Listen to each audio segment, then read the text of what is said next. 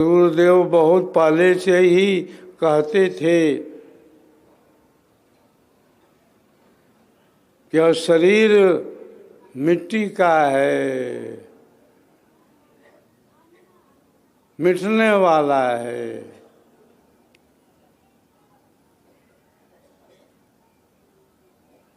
सदगुरुदेव कभी नहीं कहे कि मृत्यु हो रही है, मर रहा हूं, नहीं। सदगुरुदेव कहते थे कि शरीर छोड़ने के बाद भी मैं रहूंगा। योगी मरता नहीं है, साधारण पुरुष की मृत्यु होती है,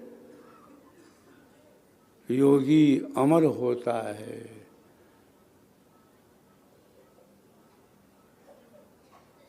सदगुरुदेव का शरीर छूट चुका था, नस नाड़ी सब फेल हो गई थी। फिर सदगुरु हमारे बोलने लगे।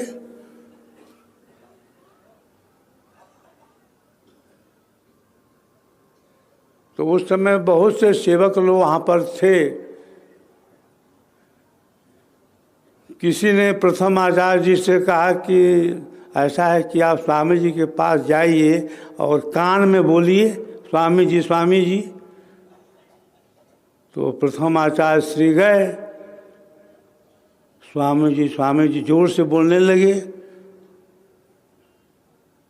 इसके बाद स्वामी जी की आवाज होने लगी, अरे तुम मुझको शरीर में क्या खोज रहे हो, मैं तो शरीर से बाहर हो गया।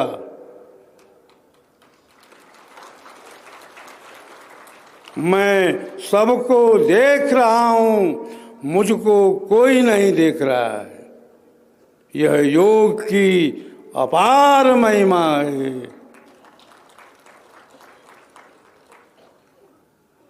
तो एक शिष्य पूछता है कि जब स्वामी जी सबको देख रहे हैं तो बता दें कि उनके पास कौन कौन लोग बैठे हैं, कितने लोग बैठे हैं। तो फिर स्वामी जी ने आकाशवाणी में बता दिया कि मैं आप सबकी बात सुन रहा हूं, किसका किसका नाम बताऊं। सामने में आचार्य बैठे हुए हैं, अद्वैतानंद है, सोमानंद है, योगानंद है, प्रेमानंद है, चिदघनानंद है, और पीछे बहुत सारे लोग बैठे हुए हैं। मैं सबको देख रहा हूं। फिर सदगुरुदेव ने रामायण की चौपाई भी बोली, बिनु पग चलहि सुनहि बिनु काना, कर बिनु कर्म करहि विधि नाना, आनन रहित सकल रस भोगी, बिनु वाणी बक्ता बड़े योगी। यह आवाज स्वामी जी ने बहुत जोर से बोला, बिनु वाणी बक्ता बड़े योगी। बड़ा योगी जो है बिना वाणी का बोलता है, बिना पग का चलता है, बिना आंखों का देखता है। अरे मैं तो सबको देख रहा हूं, मुझको कोई नहीं देख रहा है। यह योग की अपार महिमा है।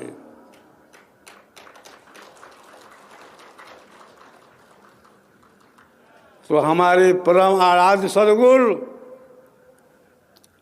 आज भी अपनी आध्यात्मिक शक्ति का संचार भारत ही नहीं पूरे भूमंडल में कर रहे हैं।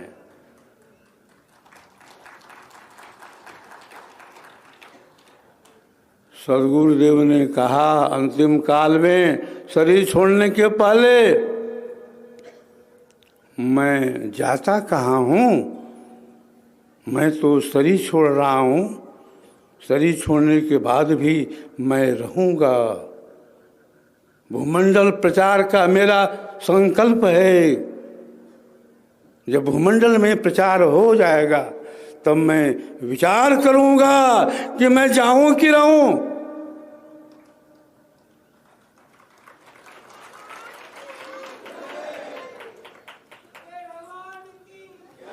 सद्गुरुदेव ने कहा कि मैं इस आध्यात्मिक धन को बहुत तपस्या और बहुत परिश्रम से पाया हूँ। मैं इस आध्यात्मिक धन को बहुत तपस्या और बहुत परिश्रम से प्राप्त किया हूँ। प्रथम आचार्य को उन्होंने निर्देश दिया कि आप इसकी रक्षा करेंगे। अधिकारी सुपात्र को ब्रह्म विद्या का उपदेश करना चाहिए। अधिकारी को दीजिए दीक्षा, अजगुरु की मानो यह शिक्षा। अनधिकारी नहीं उपदेशा, अनधिकारी नहीं उपदेशा, लाभ न होय हानि अंदेशा। अधिकारी जो सुपात्र है उसको ब्रह्म विद्या का ज्ञान देने का विधान है विहंगम योग के अंदर।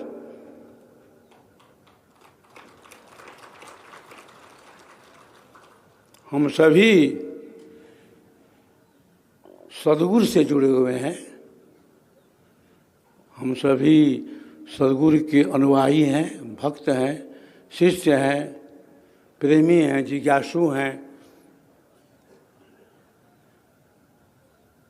सद्गुरुदेव ने स्वरवेद के अंदर क्या नहीं दिया है,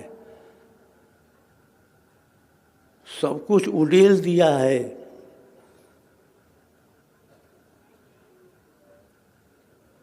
सब कुछ खोल दिया है। जन्म क्या है, मृत्यु क्या है, सृष्टि क्या है, प्रलय क्या है, सद्गुरु कितने तरह के हैं, चतुष्ट अंतःकरण क्या है, कहाँ है कषा, कहाँ है मायु, अकह कहाँ है, दहराकाश कहाँ है, 36 नीर कौन है, अरे 85 पवन कौन है, क्या है जागृत अवस्था, कहाँ है स्वप्न, कहाँ है सुषुप्ति, क्या है तुरिया, क्या है तुरियातीत और क्या है आप्त। अरे कहाँ पर है स्थूल देह, कहाँ पर है सूक्ष्म देह, कहाँ है कारण, कहाँ है महाकारण, कहाँ है कैवल्य और कहाँ है हंस, कहाँ पर है निरंजन, कहाँ है ओम, कहाँ है सोहं, कहाँ है शक्ति, कहाँ है निरंकार, कहाँ है 10 तरह के अनहद ताल, डंफ, मुरली, बीड़ा, स्वर, सहनाई, झांझ, मृदंग, डफ कहाँ होते हैं। कहाँ है 4 वाणियाँ, परा, प्रशंति, मध्यमा और वैखरी।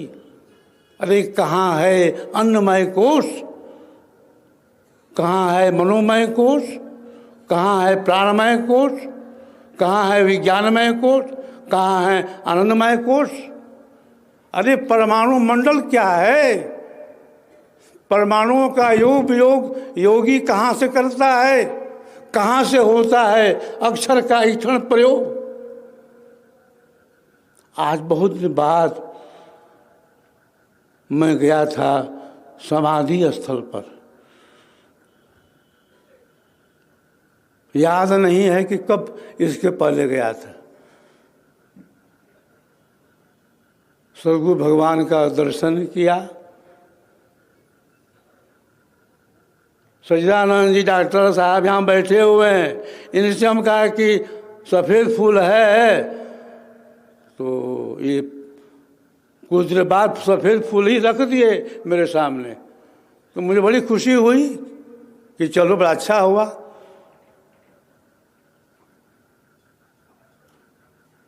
सदगुरु को नतमस्तक किया, प्रणाम किया, माल्यार्पण किया।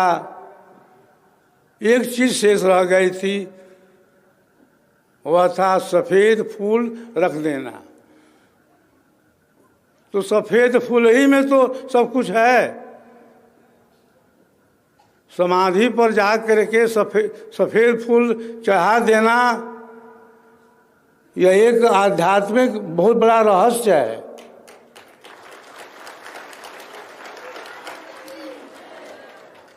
बहुत सी विधियां हैं, बहुत से टेक्निक हैं अध्यात्म के अंदर। सफ़ेद फूल चढ़ाने का भी एक विशेष आध्यात्मिक रहस्य है।